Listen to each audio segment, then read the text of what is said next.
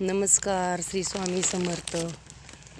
ही भाताची खासरं आहेत आमची. तर पावसाळ्यात इथं भात केलं होतं आम्ही आणि भाताची काढणी, भराडणी, जोडणी म्हणजे ते सगळं काम करून घेतल्यानंतर आता हे खासरात कोण बागायत करतं, कोण हरभरा करतं, कोण अजून गुरांसाठी मागास ज्वारी पण पेरतं. पण आम्ही आता गहू पेरायचं काम चालू आहे आमचं.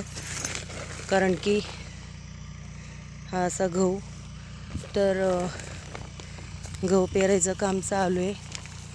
आणि धान्य ह्यासाठी पेरावं लागतं की वर्षभर आपल्याला म्हणजे सगळ्याच शेतकऱ्यांना साठवणूक करावी लागते. कारण की शेतकऱ्याला काय असा प्रत्येक महिन्याला पेमेंट नसतो. कुठल्या भाजीपाल्याला किंवा कुठल्या पिकाला जर दर आला तरच 4 रुपये होतात शेतकऱ्याला.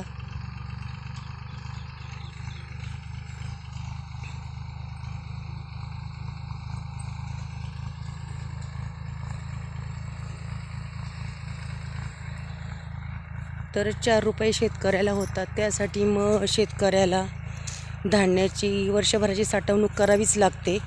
आणि ती जर साठवणूक नाही केली तर पावसाळ्याच्या पडक्या दिवसातले अवघड होतं शेतकऱ्याचं. म्हणून ही शेतकऱ्याची पूर्वतयारी असते धान्य पेरण्याची.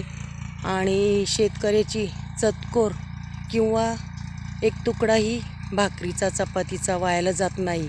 कारण की शेतकऱ्याच्या दारात, प्रत्येक शेतकऱ्याच्या दारात गुरं, ढोरं, बकरी, शेळ्या, मेंढ्या किंवा कोंबड्या हे त्यांना आम्ही टाकतो, प्रत्येक शेतकरी. म्हणून आमचा एकही तुकडा वायाला जात नाही. म्हणून शेतकऱ्याला हे प्रत्येक धान्याची आणि प्रत्येक एक कणाची किंमत असते. कारण की तो एका कणासाठी आणि एका भाकरीच्या तुकड्यासाठी दिवसभर उन्हातान्हात राबत असतो. त्यामुळं शेतकरी हा कधीच कुठला असा माजुऱ्यासारखा धान्य वायाला घालवत नाही. आणि शेतकऱ्याला माहिती आहे की किती उन्हातान्हात आपल्याला तळायला लागतं एका भाकरीच्या तुकड्यासाठी. हा जर भाकरीचा तुकडा आपण जपून खाल्ला तर आपल्या पडक्या काळात आपल्याला हा फायदेशीर होणार आहे आणि आपल्याला उपयोगी पडणार आहे. तर म्हणून ही शेतकऱ्याची पुढची तरतूद आहे. नमस्कार.